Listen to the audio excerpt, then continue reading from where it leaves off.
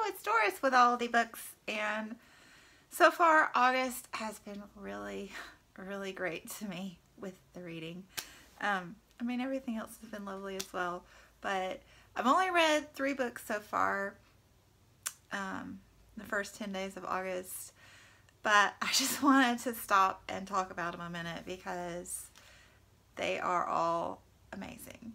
I don't usually bother ranking my books, rating them, because I'm just lazy about it. I don't want to think that hard, and I need to get on Goodreads and put all my books in there. I haven't done it since January. But, I mean, mostly the books I read are good, and they're just 4 stars, and if there's something wrong with them, I'll give them 3 stars, but 5 stars I do care about, and I'm always just tickled when I feel like I've found a 5-star read. 5-star reads are ones for me that they go beyond just being good books. They have something profound about them. They either, you know, hit me intellectually, give me all the deep thoughts, or they just impact me emotionally and make me really feel. And these books just, wow. So, we have The Clay Girl by Heather Tucker. This one has run rampant on BookTube recently, thanks to Mercedes from Mercy's Bookish Musings for introducing us all to this.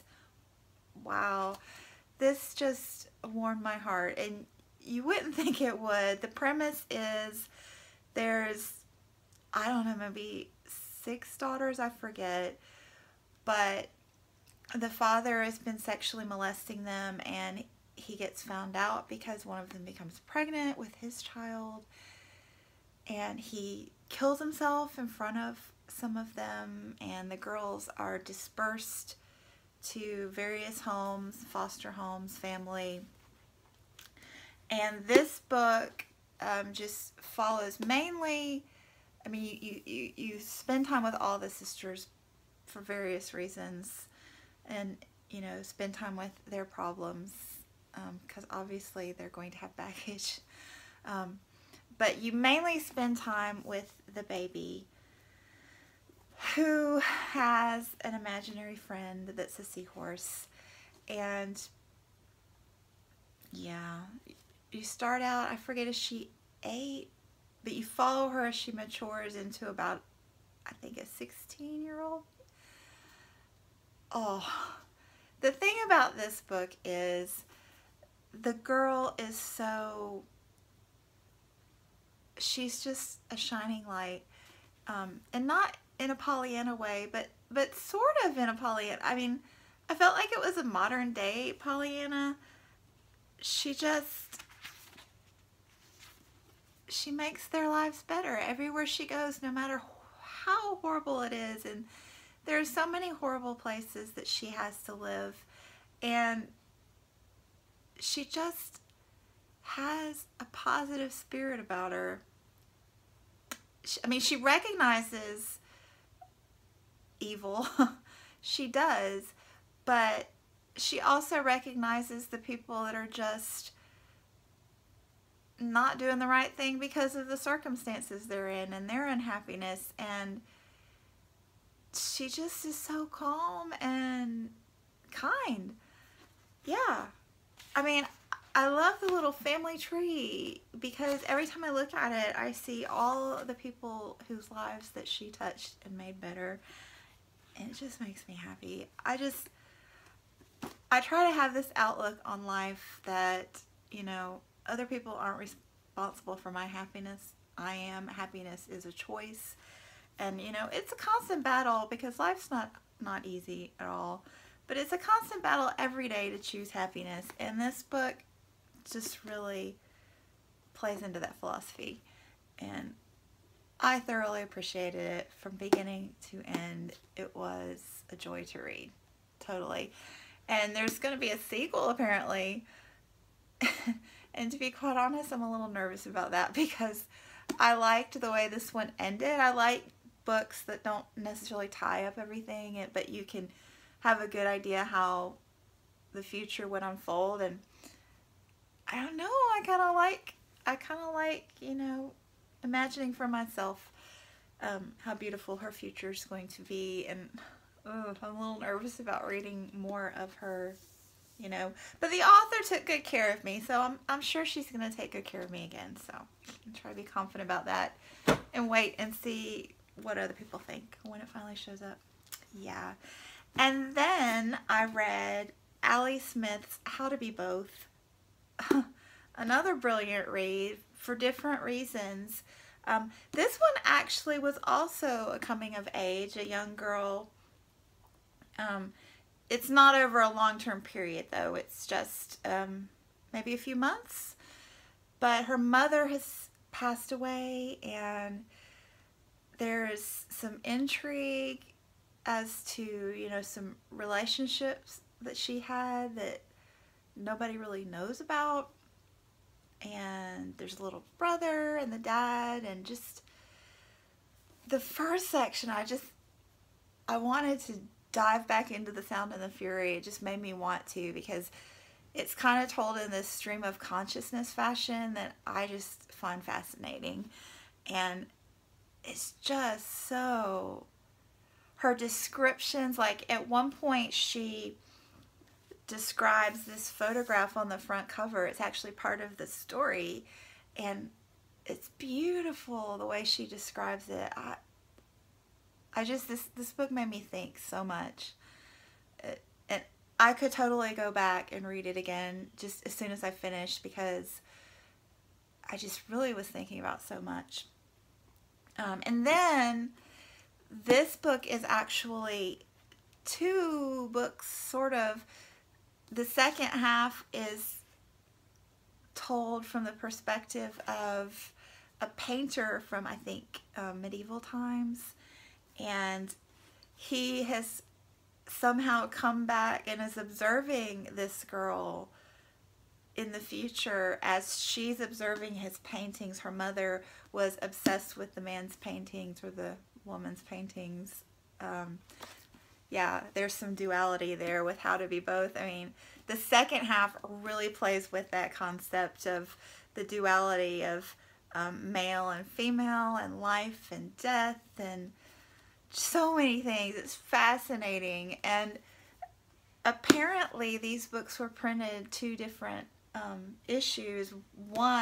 In one you get the girl's story first and the painter's story second, and some come the other way with the painter's story first and the girl's second. So mine had the girl first and the painter second, and I liked that sequence.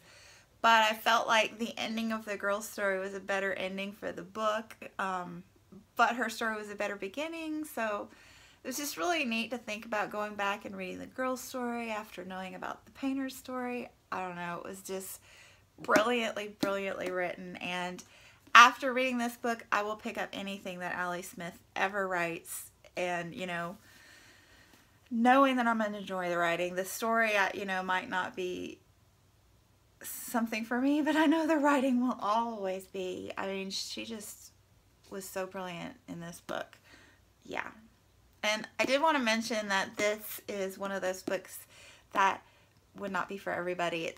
It's not told in a sequential story format. It kind of jumps around from here to there quite a bit.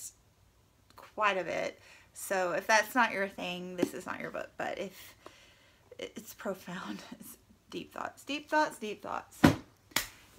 And then, as if that wasn't enough, and for real, Claygirl could totally have been my favorite book of the year, and it may still be. I'm still thinking about it, but South Riding by Winifred Holtby. Oh my goodness, this book is a literary masterpiece, no doubt, no doubt. I actually found this because I was filling my cart at Book Outlet, and they were having one of those sales where the more you spend, the more you save, and I'm a sucker for those. So, you know, I'm just looking around for what else can I buy kind of thing. And this one, I'm looking through the pages, and this one I saw, and I never heard of it before, ever. But the cover I thought was really kind of beautiful. And I looked it up and it sounded interesting. It had great reviews on Goodreads. I said, why not? And so, you know, I brought it, I got it sent to me, and I probably would have left it on my shelf for, you know, a year or two, because it's a chunker and those don't always get grabbed first. It's 500 pages, a little over. But Mel from Mel's Bookland Adventures saw me haul it and said, hey, I have that book too, and I've been meaning to read it. So we buddy read it. And I am so glad that I found this book and that Mel encouraged me to read it, because this book is brilliant. It just completely blew me away, left me broken just in bits. Wow. This is set in early 1930s England in Yorkshire, so kind of in the countryside, small town.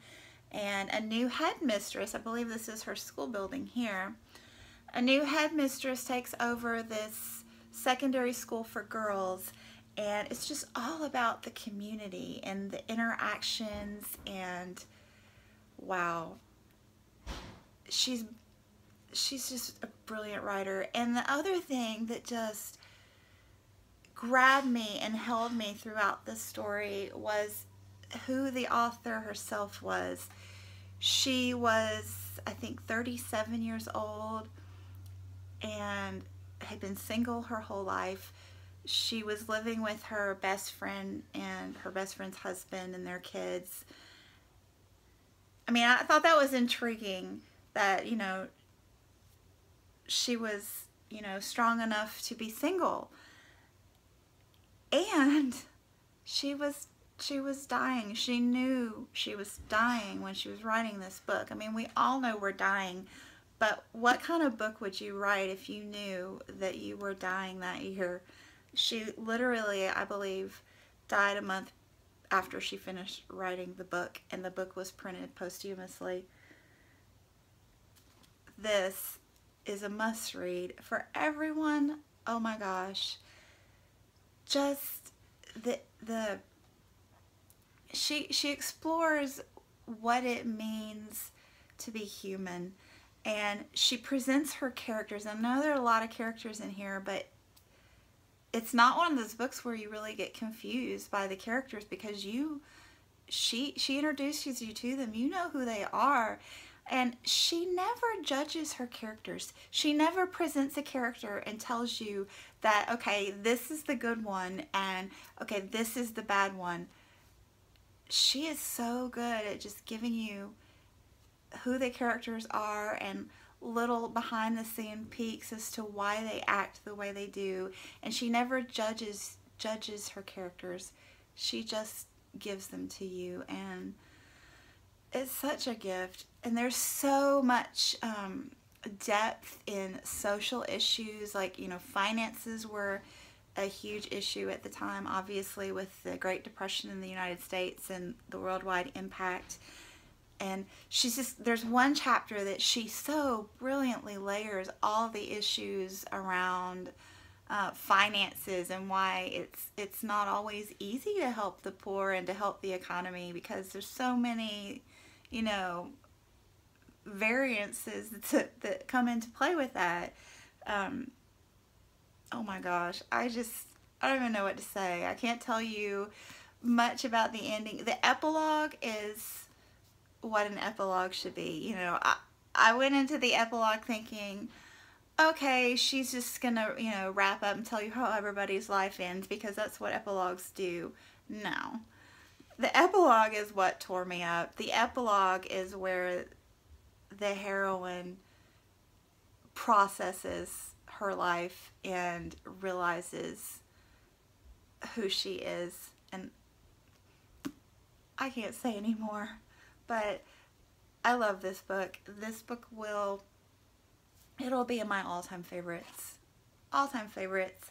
You know, To Kill a Mockingbird is the gold standard by which I judge every book that I ever read. And I don't often hold a book and read a book that comes close to that one. This one does. This book is amazing. You need to read it. Wow. Yes.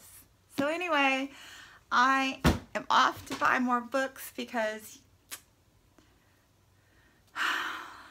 Kentucky, I'm driving an hour, but they're having this major sale. So books are beautiful, right? Anyway, thanks for watching, and I will chat with you soon. Bye.